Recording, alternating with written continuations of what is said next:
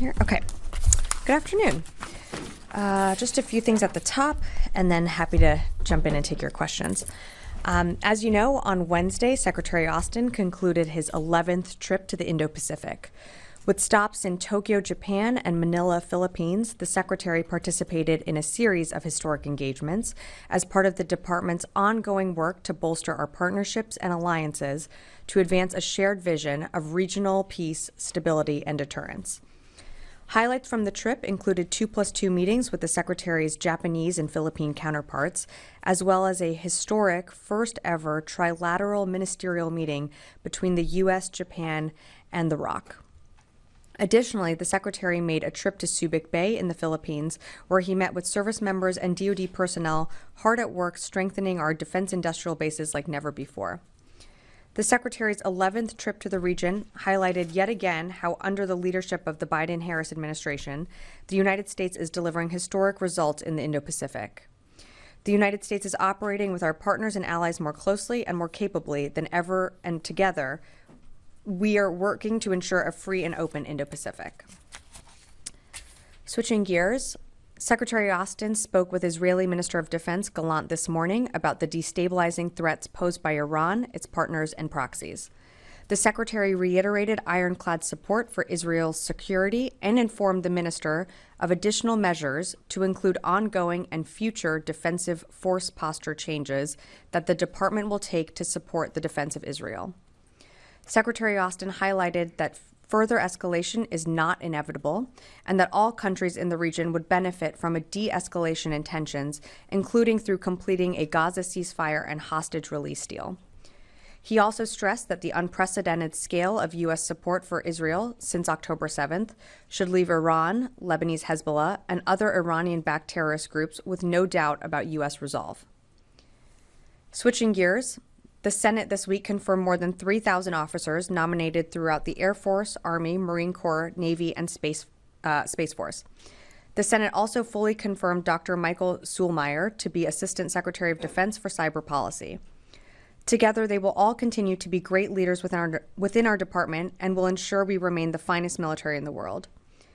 The Senate Armed Services Committee also voted this week to advance Tanya Wilkinson, nominee to be Undersecretary of Defense for Intelligence and Security. We now urge the Senate to confirm all of our civilian and military nominees, waiting for action on the Senate floor. Excuse me. And finally, the Department of Defense, in coordination with the Department of Veterans Affairs, developed Airborne Hazards and Open Burn Pit Registry to assist service members and veterans in documenting potential exposure to airborne hazards during overseas deployment.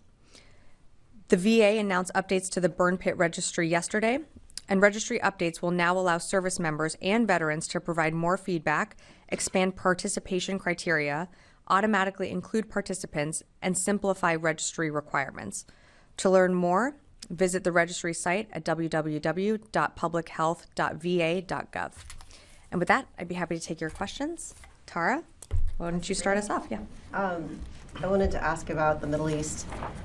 What, if any, sort of contingency planning is occurring to assist Americans in evacuation if that's needed? And what types of force posture changes are being considered to better protect troops if this escalates? I'll take the second question first. So as you know, and as we've demonstrated since October and again in April, the United States' global defense is dynamic, and the department retains the capability to deploy on short notice to meet evolving national security threats.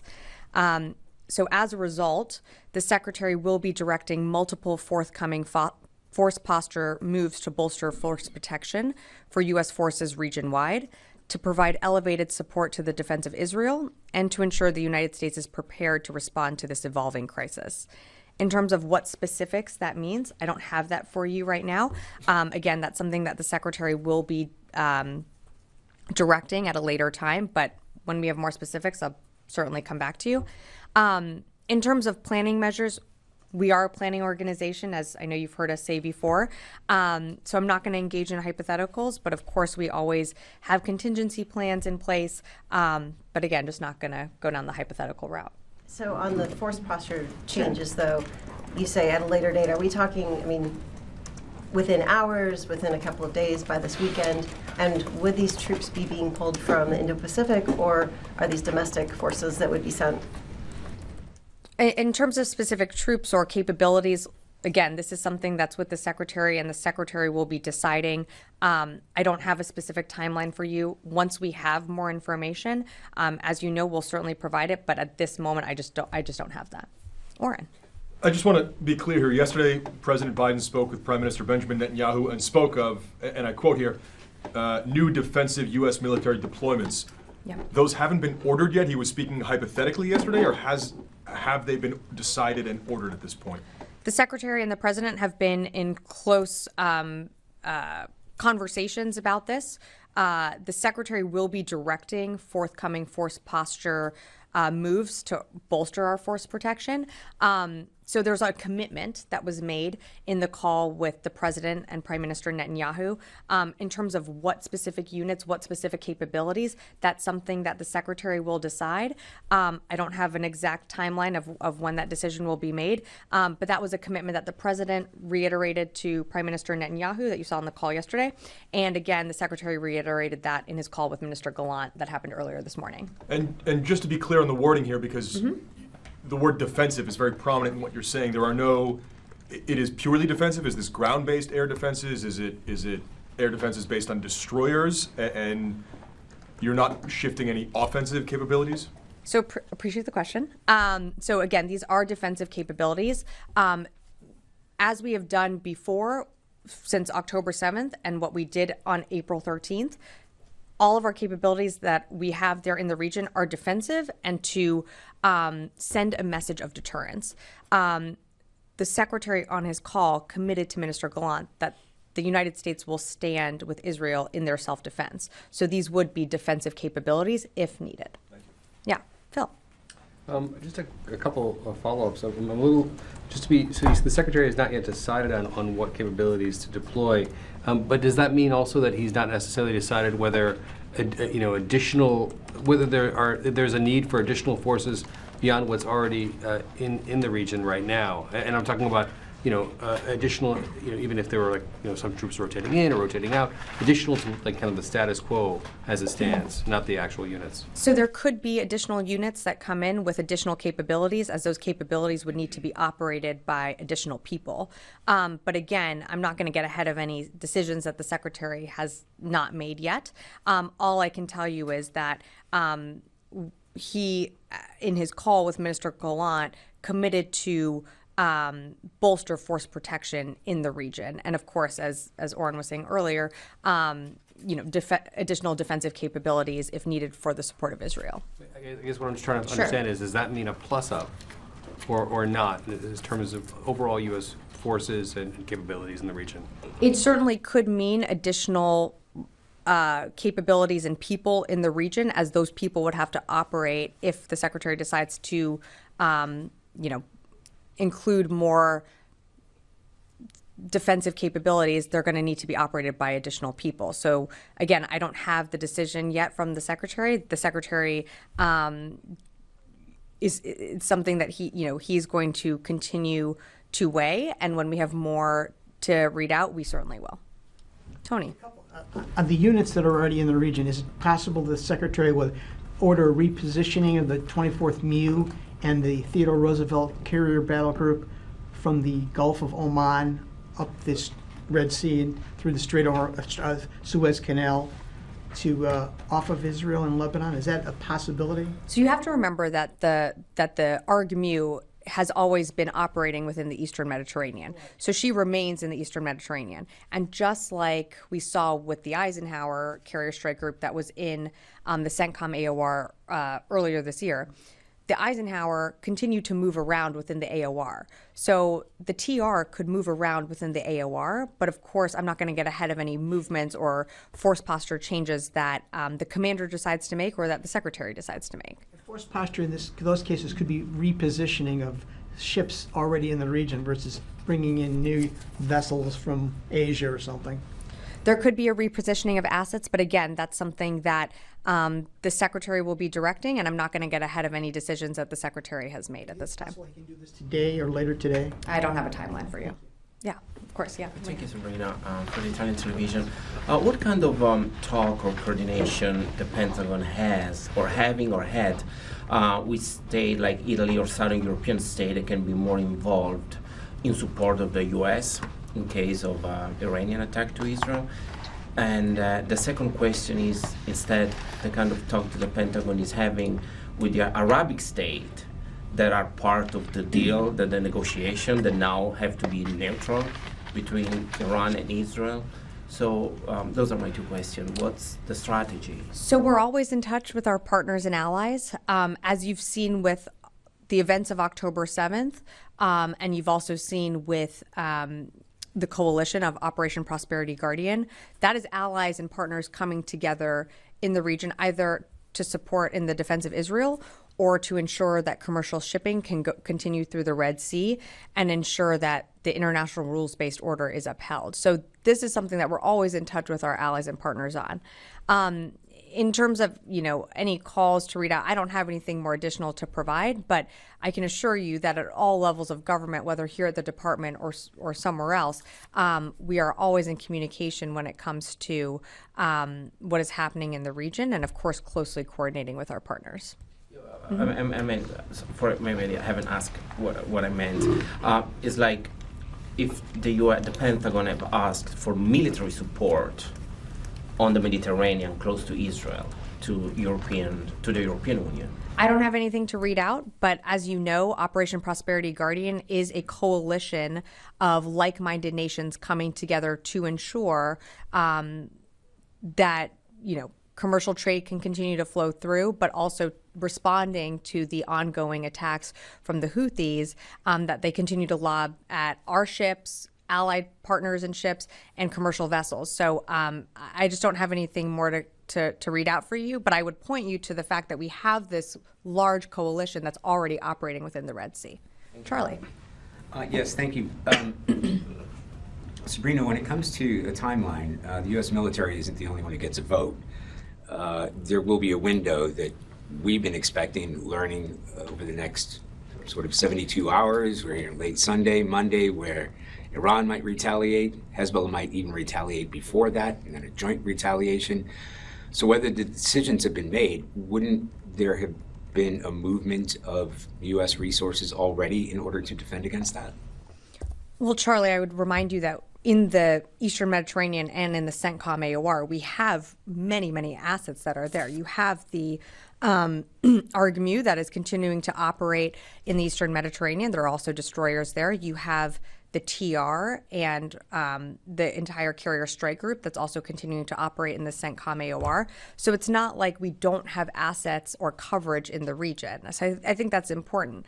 Again, this is a decision that the Secretary is weighing, and he committed to Minister Gallant, and the President committed to Netanyahu that we will be bolstering our force protection in the region. But what specific assets will be moving, I just don't have that for you right now. When I do, we'll certainly let you know. But presumably some of that would already have to be underway if you're talking about force posture changes. Again, I don't have anything to announce right now. Yes. So to what extent are you concerned about or seeing any indications that Iran may attempt to retaliate against Israel outside of the Middle East? Well, I've seen their public comments. I don't have anything more to provide other than I can point you to the fact that they have publicly of what they've said. In terms of what we are doing here at the department is we will stand with Israel in their self-defense. And that was something that the Secretary reiterated to Minister Gallant on his call this morning. Is there any communication between the U.S. and Iran directly or indirectly to prevent any further escalation? On behalf of the department, I don't have anything to read out. Yeah, Chris. Thanks, Sabrina. The Iraqi government and the spokesman for their armed forces expressed outrage at the U.S. airstrike in Iraq a couple days ago on the UAV site and said it violated Iraqi sovereignty. Did the U.S. discuss that military action with the Iraqis, and what is the Pentagon's response on whether that airstrike violated Iraqi sovereignty? You're talking about the airstrike that we took on the 30th? Yes. So that airstrike was a defensive airstrike. and we were targeting combatants that were attempting to launch one-way attack, an uncrewed attack system at our forces. So it was a defensive measure that we took. In terms of communication with the Iraqi government, I would point you to CENTCOM to speak to that. Okay. Yes. On the same Iraqi comments, the Iraqi government says that this attack undermines all the efforts and diplomatic and technical discussion with the U.S. government. So what's your comment on that? Has this affected your communication, your discussions with the Iraqi government when it comes to the higher military commission and also all the discussion with the Iraqi government? We don't believe that it's impacted conversations related to the higher military commission. We have been very, very clear that we will take measures in order to ensure our forces are safe in the region. And that's what you saw with that July 30th strike. We were taking measures because we saw that an attack was about to be launched on our forces. And we've been very clear about that with the Iraqi government, both publicly here from the podium, you've heard me say that a number of times, and privately. We will always take measures that we need to in order to ensure our service members' safety in the region. And so we did just that on July 30th. If needed, we will continue to do that. And we've been pretty clear about that from the beginning. Yeah, and as it comes to the Iranian response to the killing of Ismail Haniyeh, it's expected that the Iraqi militia group is backed by Iran be involved in targeting the U.S. forces in Iraq and Syria. So have you reached the Iraqi government to prevent any such attack in Iraq? I'm sorry, can you repeat the question? When it comes to the Iranian response to the Ismail Haniyeh's killing and attacking Israel, there are some officials and also there are some reports suggesting that the Iraqi militia groups may attack the U.S. forces inside Iraq and in Syria. Okay. In the response to that. And have you reached the Iraqi government to prevent such attack? Yeah, I'm sorry, I didn't understand your question at the beginning. I've seen the public comments that were made about from allowing attacks on U.S. forces. And what I will say to you is what exactly I said for your first question, is that we will always take measures to ensure the safety and security of our personnel stationed anywhere around the world. I'm not going to get into hypotheticals. I'll just leave it at that. I'm going to go to the phones and then happy to come back in the room. Dan Lamoth, Washington Post. Thanks, Sabrina. Appreciate it. Made a couple checks this week, and it appears we've had no U.S. destroyers in the Red Sea for several days at a pretty dynamic time. Can you explain that decision? Is there something going on there? In light of the Houthi attack that caught me by surprise. Thanks, Dan, for your question. In terms of movements within the Red Sea and positions of different ships, I'd really direct you to CENTCOM to speak to that. As you know, they put out almost daily updates of engagements that they have done, either shooting down incoming missiles that are coming from Houthi-controlled areas in Yemen, or other engagements. But I would remind you that just because a U.S. ship is not in the Red Sea does not mean that you don't have other coalition ships part of Operation Prosperity Guardian in the Red Sea and continuing to engage in attacks coming from Houthi-controlled areas. I will take another one from the phone. Jeff Shogel, Task and Purpose. Thank you. Have any units been placed on prepared to deploy orders in light of the situation with Israel and Iran and Hezbollah? And also, there were 2 non-combat deaths in Iraq. Does OSD have any information about what happened? Thanks, Jeff, for your question. So I would direct you to the Army to speak more to those non-combat deaths that you referenced. So I just don't have more for you at this time. In terms of any units placed on PTDO orders, again, as I mentioned, the Secretary spoke with Minister Gallant earlier today. He is going to make we are going to make a decision on ongoing and future defensive force posture changes. I'm not aware that any units have been put on PTDO orders at this time. And when we have more to provide, we certainly will. I'll come back in the room. Yeah, Janie. Thank you, I'll come back Sabrina. Complications.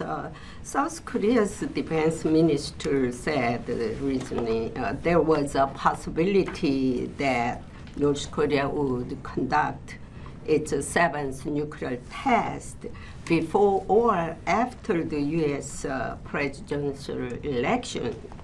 What do you think about the possibility of North Korea interfering in the U.S. Presidential election? Well, Janie, as we've mentioned before, those tests are extremely destabilizing to the region, and we want to see a denuclearization of the Korean Peninsula. On the Secretary's trip to the Indo-Pacific, as I mentioned at the top, he held a historic trilateral meeting in Tokyo with the Minister of Defense from Korea and the Japanese foreign minister. And of course, something that came up was the DPRK's continued destabilizing actions. And this was a large topic of conversation throughout the week. It's something that we're going to continue to monitor. It's something that we'll always work with our ROC and Japanese allies on and coordinating on. But any tests like that are incredibly destabilizing to the region, and we'll continue to monitor. Okay, one more quick. Bipin Narang, acting assistant to Secretary for Space Policy, recently said that if North Korea, China, Russia do not change their nuclear trajectories, the scale of the U.S. nuclear posture must be changed, adjusted. Do you think it is possible to increase nuclear assets in South Korea? No. No, I would, sorry, I shouldn't have been so direct. I haven't seen all of his comments. Certainly what we want to see is a denuclearization of the Korean Peninsula. The Secretary, while in Tokyo, made a number of announcements that I'm sure you're tracking on the upgrade of U.S. Forces Japan to a unified command. Beyond that, I don't have any more announcements. And I'm sorry, I just haven't seen some of those comments, so I don't have more to add at this time. In the back, yeah.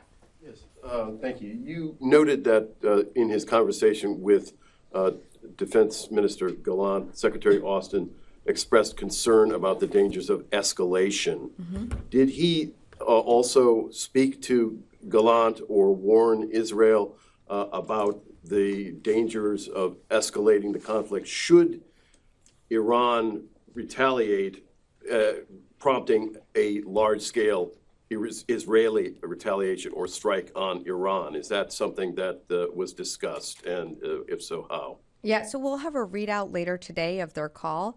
I'm not really going to go beyond what I said at the top, other than to emphasize that the Secretary highlighted that escalation is not inevitable and that all countries in the region would benefit from de-escalation. And I'll leave it at that. If I could just follow up. You noted again that the Secretary talked about the dangers of escalation. President Biden said that the assassination of Hania was not helpful to the ceasefire negotiation process. Doesn't this bolstering of defense for Israel represent a kind of reward to Israel for destabilizing that very process that both the Secretary and the President are saying they want to continue? No, I'd respectfully push back on that. What we are doing to bolster our capabilities is in the defense of Israel and by nature is defensive. So no, I wouldn't say that it escalates tension. In fact, some of the decisions that the Secretary has made since October 7th, you might remember we moved the Ford, the USS Ford Carrier Strike Group to the Eastern Med on October 8th. We moved the Ike soon thereafter to the CENTCOM AOR. These were all to project a message of deterrence. We certainly do not want to see this spread out to a wider regional conflict. We don't believe it has right now. We're going to continue to urge for de-escalation. And the best way for that to happen is for this ceasefire deal to come through. And so we can get American hostages out as well. But we believe that that would be the best way to de-escalate and further lower tensions in the region. Louis, sorry, I thought I saw you over there. Two questions. Sure. You noted that the commitment has been made by the President and by the Secretary. What is triggering those commitments? I think you can point to events that have happened in the past week. Again, we don't want to see an escalation. We want to see things to de-escalate. And because of that, we are committing defensive capabilities to the region that I don't have an announcement of what those will be, but when we do, we will certainly read those out. The second one, you in this answer right here, you kind of spoke to it, but by making this public, isn't this just a deterrent as well? Speaking from the podium? Yes, announcing that there is a commitment that the Secretary will decide on force protection measures that have not been actually decided on yet, which is kind of atypical actually for this building to actually make an announcement like this. So therefore, I mean, is it your statement in itself a deterrent? I mean, of course, we are, when it comes to messaging, we do things publicly and privately. So public messaging, we're very clear about the defensive capabilities that we are committing to the region and that we are going to bolster them because we don't want to see tensions continue to rise. We want to see a de-escalation. So if someone is watching this briefing overseas, I think we are being very direct in our messaging that certainly we don't want to see heightened tensions, and we do believe there is an off-ramp here, and that is that ceasefire deal. Once that comes through and once hostages are released, that's what we really want to see here. And we've said it from the beginning on, the next day following October 7th is we don't want to see a wider regional conflict. We don't believe we are there, and that's partly because we moved assets to the region that do project power and that also, I think, send a very strong message of deterrence. I'm going to go to the phones and then happy to come back over here. Howard Altman, Warzone. Thanks, Sabrina. Can you confirm that the Air Force is going to be sending additional combat aircraft to the region in response to all this? And what kind of airframes, can you tell me? Yeah, thanks, Howard, for the question. I cannot at this time. Sam Legrone, USNI.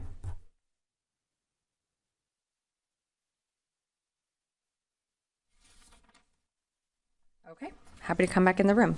Goyle. Thank you, madam. Two questions, please.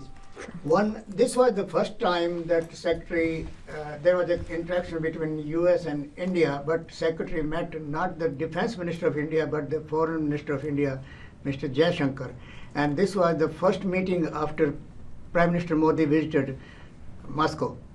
So what was discussed between the two about this meeting the foreign minister, not the defense minister of India? I think that question is better directed for the State Department. Secretary Blinken held that meeting. It was a quad meeting, so I direct you to the State Department to speak more to that.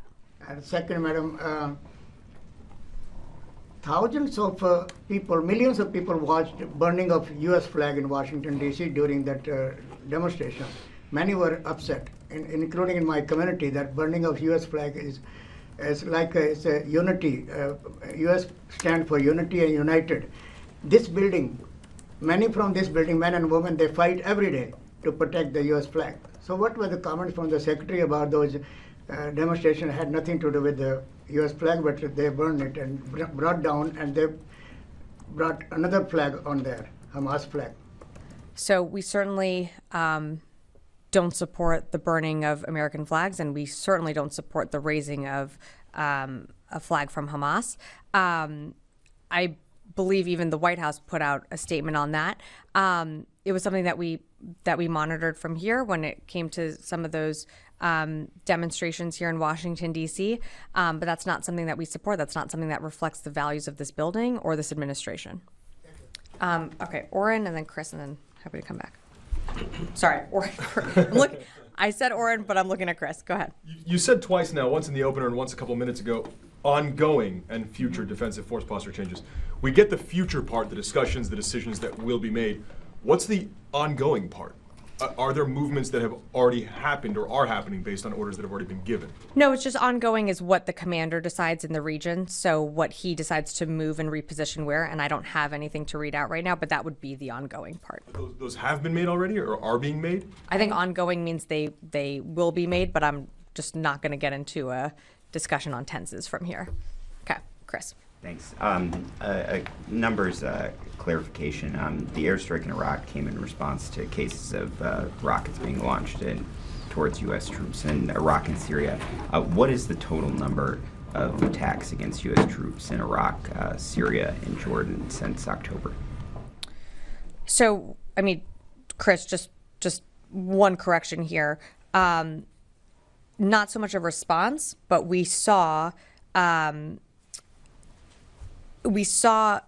forces assembling to attack U.S. forces in Iraq, and or U.S. forces in the region. And so we took defensive action. So I think it's important to remember that's not necessarily in response. We do have a right to respond and protect our forces anywhere around the world. In terms of attacks on U.S. forces, in total, you're talking about from the very beginning? 160, 170, what's the I believe number? it's over 180, but again, that was from October 17th, from last year. And, since I think January or February, we did see a slowdown of attacks. We saw one in April, and then again, we saw a long period of pause. And that's what we want to continue to see. We do not, again, and I know I've said this, and you'll probably hate me for saying it again, but I'll just do it anyways. We do not want a regional war. We do not see this spilling out into a larger regional conflict, but we will take action to protect our forces anywhere in the world. Answer. Okay, great. Phil, and then last one over here. On the Iraq strike, I understand that you've explained that it was a defensive strike and that these forces were preparing to attack U.S. troops. Yeah. Do you think the timing of the strike was interpreted by Iran and others as part of the series of activities in the region at that time? The strike or the attack in Tehran and the other in Damascus, and then the strike in Iraq. Do you think that they were interpreted as being a joint operation? And what would you say to people who would make that? No, I wouldn't interpret it as a joint operation at all. I would say that the action that we took is similar to the actions that we've taken from when we started getting attacked on October 17th. We will always take action that ensures the safety and security of our personnel. And we've done that from the very beginning. What we saw was combatants attempting to launch a UAS system. And so CENTCOM forces took action so that our forces were not hurt or injured if that attack had been able to launch. But no, I would not read into any type of coordination. I would say that this is something that we've done time and time again, and we will do if we need to at any time. Last question. Oh, and we got Jared, and then that's really last question. Previous question. Is the Pentagon see that state partners, allies like the Saudi or the Jordans will support, still supporting in case of an attack to Israel from Yemen or Iran or the Hezbollah, because they were involved in the negotiation for the deal, the Jordan, the Saudi, they helped in the deal with Gaza. Now that the leader has been killed, are they going to be neutral in your opinion, or they're going to support Israel in case of an attack? What the Pentagon is... So as you can appreciate, I'm just not going to get into hypotheticals. We have great partnerships in the region, and I'll just leave it at that. Jared, last question. He beat me to it, but I might try to ask it a different way. Okay. Has the department been in contact with any allies or potentially regional partners on these in coordinating ahead of a potential defense of Israel? So I don't have any calls to read out from the secretary, but I can tell you that the department at all different levels is always in touch with their counterparts all around the world. But I don't have anything more specific to read out from the secretary this time. Okay, great. We'll leave it there. Thanks, everyone.